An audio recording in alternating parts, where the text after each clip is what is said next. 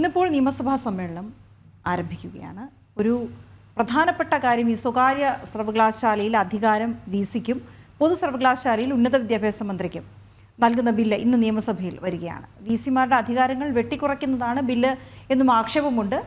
ബില്ലിൽ ചാൻസലറായ ഗവർണറുടെ തുടർ നടപടി പക്ഷേ നിർണായകവുമാണ്. ടിൻഡു ദാസ് ചേരുന്നുണ്ട് വിവരങ്ങളുമായി. ടിൻഡു, അപ്പോൾ ഇന്ന് ഈ ബില്ല് അവതരണം എങ്ങനെയായിരിക്കും? അത് ഉണ്ടാകുമോ? കാരണം അത് ഉണ്ടായാൽ തന്നെയും പിന്നീട് അതിൻ്റെ നടപടിക്രമങ്ങൾ എത്രത്തോളം പിന്നെയും ബാക്കി ഉണ്ടാകും?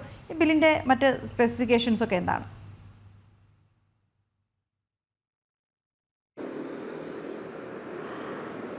വീണ, നിയമസഭ ഇന്ന് വീണ്ടും പുനരാരംഭിക്കുമ്പോൾ പ്രധാനമായിട്ടും 3 കാര്യങ്ങളാണ് സഭയിൽ ഇന്ന് പ്രധാന ചർച്ചയാവുന്നത് നമുക്ക് പറയാൻ സാധിക്കും. ഏറ്റവും പ്രധാനപ്പെട്ടത് ഈ സ്വകാര്യ സർവകലാശാലകളുടെയും പൊതു സർവകലാശാലകളുടെയും ഈ ബില്ലുകളാണ്, BC നിയമനവുമായി ബന്ധപ്പെട്ട ബില്ലുകളാണ്. അതോടൊപ്പം തന്നെ രണ്ടാമത്തെ കാര്യം എന്ന് പറയുന്നത് സംസ്ഥാനത്തെ ഈ ലഹരി ഉപയോഗവും അതോടൊപ്പം തന്നെ ഇത്തരത്തിലുള്ള അക്രമങ്ങൾക്കെതിരെയും രമേശ് ചെന്നിത്തല, കോൺഗ്രസ് നേതാവ് കൂടിയായിട്ടുള്ള രമേശ് ചെന്നിത്തല അടിയന്തര പ്രമേയത്തിന് നോട്ടീസ് നൽകിയിട്ടുണ്ട്. അപ്പോൾ അത് അടിയന്തര പ്രമേയം സഭ നിർത്തിവെച്ച് ചർച്ച ചെയ്യാനുള്ളൊരു ശ്രമം ഉണ്ടാകും. അതോടൊപ്പം തന്നെ ഈ ആശാ വർക്കർമാരുടെ 22ാം ദിവസം ഇന്ന് അവർ സമരം തുടങ്ങി 22 ദിവസമാവുകയാണ്.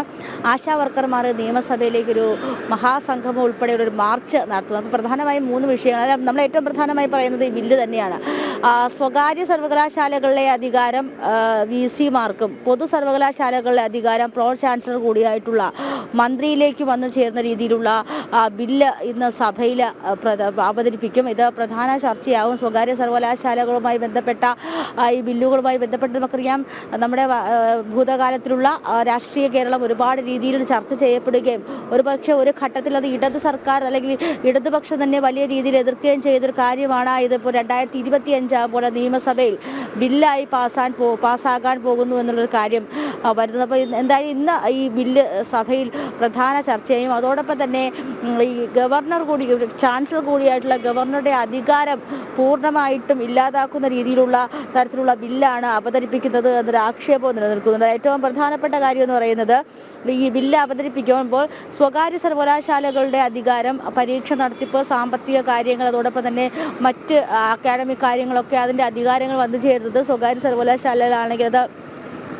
അവിടുത്തെ VC വൈസ് ചാൻസലർമാർക്കും, പൊതു സർവകലാശാലകളാണെങ്കിൽ അല്ലെങ്കിൽ പൊതു സർവകലാശാലകളിൽ ഞാൻ ഈ പറഞ്ഞ പോലെ സാമ്പത്തിക കാര്യങ്ങൾ, പരീക്ഷ നടത്തിപ്പ്, അക്കാഡമിക് കലണ്ടർ തയ്യാറാക്കൽ തുടങ്ങിയ സർവകലാ സിൻഡിക്കേറ്റ് കാര്യങ്ങൾ, അങ്ങനത്തെ സർവകലാശാലയുമായി ബന്ധപ്പെട്ട എല്ലാ വിഷയങ്ങളിലും ഈ പ്രോ ചാൻസലർ കൂടിയായ മന്ത്രിക്കോ മന്ത്രി ചുമതലപ്പെടുത്തുന്ന ആൾക്കോ അത് പൂർണ്ണ അധികാരം ഉണ്ടാകുന്ന രീതിയിലാണ് ബില്ല് ചിട്ടപ്പെടുത്തിയിരിക്കുന്നത്. ചാൻസലർ കൂടിയായ ഗവർണർക്ക് സർവകലാശാലകളുടെ ദൈനംദിന ഭരണകൃത്യങ്ങൾ ഇടപെടാൻ വ്യവസ്ഥയില്ലാതിരിക്കുകയാണ്. നിലവിൽ വ്യത്യസ്തമായിട്ട് പ്രോ ചാൻസലറായിട്ടുള്ള ഉന്നത വിദ്യാഭ്യാസ വകുപ്പ് മന്ത്രിക്ക് അധികാരങ്ങൾ വന്നു ചേരുന്നത്. അപ്പോൾ ഇതുമായി ബന്ധപ്പെട്ട് വലിയ രീതിയിലുള്ള തർക്കങ്ങളും വലിയ രീതിയിലുള്ള ആക്ഷേപങ്ങളൊക്കെ നിലനിൽക്കുന്നതിനിടയിലാണ് ഈ ബില്ലിൻ്റെ അനുമതി തേടി ഈ ബില്ല് സഭയിലേക്ക് കൊണ്ടുവരുന്നതെന്നൊരു കാര്യമുണ്ട്. ഇതിനെ പ്രതിപക്ഷം നഖശിഖാന്തരം എതിർക്കുന്നുണ്ട്. അപ്പോൾ പ്രതിപക്ഷത്തിൽ നേരത്തെ തന്നെ എതിർപ്പ് അറിയിച്ചിട്ടുണ്ടെങ്കിൽ ഈ ബില്ല് സഭയിൽ അവതരിപ്പിക്കുമ്പോൾ അവരുടെ എതിർപ്പ്, അവരത് ഏത് ഘട്ടത്തിലാണ്, എങ്ങനെയാണ് ചർച്ച ചെയ്യുന്നത്, അല്ലെങ്കിൽ പ്രതിപക്ഷവും ഭരണപക്ഷവും കൂടി ഒരുമിച്ച് രഹസ്യമായി ആലോചിച്ച് അത് സഭയിലേക്ക് കൊണ്ടുവരുന്നതാണെന്നുള്ള കാര്യങ്ങളൊക്കെ ഇന്ന് സഭയിൽ അറിയാൻ സാധിക്കും.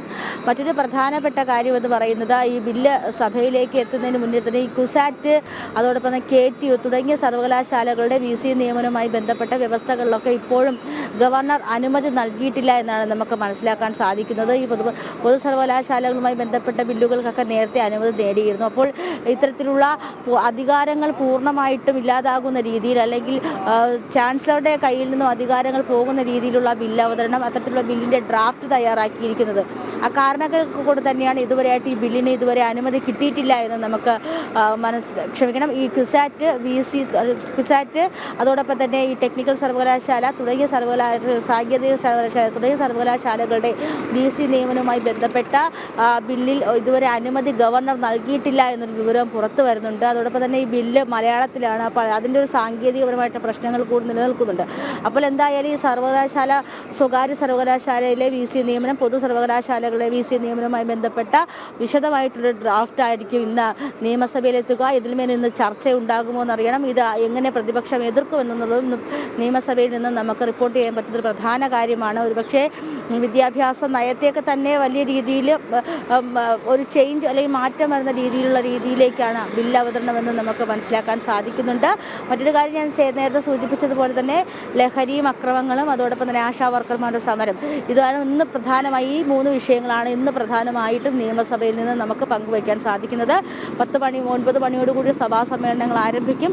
ആദ്യം അടിയന്തര പ്രമേയത്തിന് ശേഷമായിരിക്കും ബില്ല് അവതരണം, ചോദ്യോത്തരം, അടിയന്തര പ്രമേയം, പിന്നീട് വരുന്നത് ബില്ല് അവതരണമായിരിക്കും. അപ്പോൾ ഇന്ന് പ്രധാനമായിട്ടും ഈ 3 കാര്യങ്ങൾ സഭ അത് വലിയ രീതിയിൽ തന്നെ ചർച്ച ചെയ്യുമെന്ന് പ്രതീക്ഷിക്കുന്നു. വീണ.